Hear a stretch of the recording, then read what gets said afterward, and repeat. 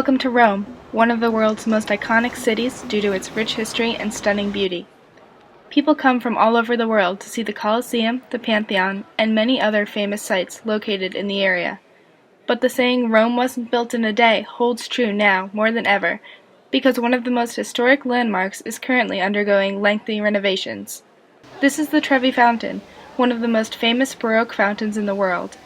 It's a must-see for tourists visiting the city, and while some have an in-depth knowledge of the fountain's history, others rely on the entertainment industry to provide them with the important facts. Most of the knowledge had come from a certain movie I was informed to watch before I came here, and that was the Lizzie McGuire movie.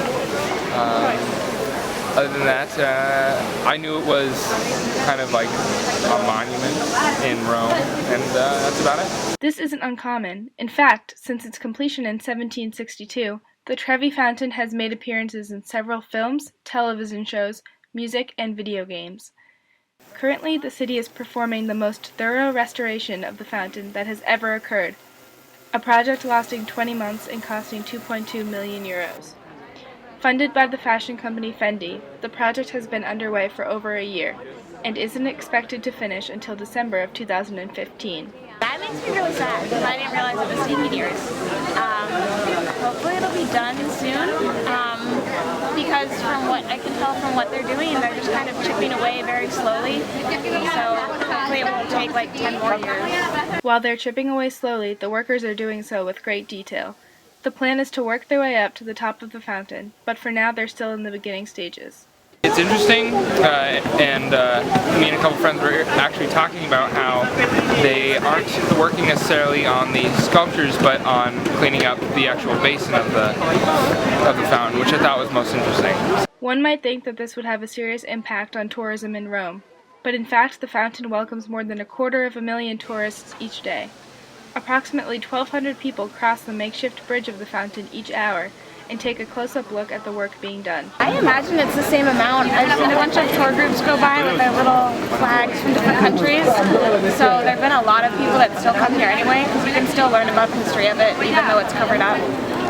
And there's people throwing coins left and right, so I figure it still has a lot of tourism. And it's kind of a different attraction, just being able to see them work on it rather than staring at a plain fountain. The fountain may be completely drained, but that's not stopping people from tossing their pennies into the basin in an effort to bring themselves good luck.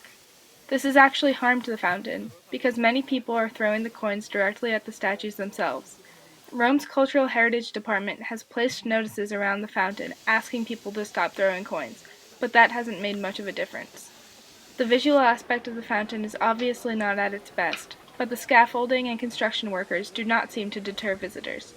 Many tourists feel the need to visit the fountain simply because it is so famous, and therefore choose to overlook its current state. I think a lot of people probably feel similar to the way that I do, that if they're here, they might as well go see it. So it probably hasn't affected tourism in Italy, and so people probably just come and see it anyways, I would imagine, because there's quite a few people here. While one might think that this restoration process is leading to a negative experience for those who come to see the fountain, many people are actually very receptive to the idea. I think it's a good idea. I do, because even though we're going to miss out, it'll be probably a better experience for a lot more people when it finally gets open again completely. There are 8 months left until the fountain's makeover is complete, so until then, visitors to Rome will just have to find another place to quench their thirst. Reporting in Rome, Italy, I'm Christina Carroll.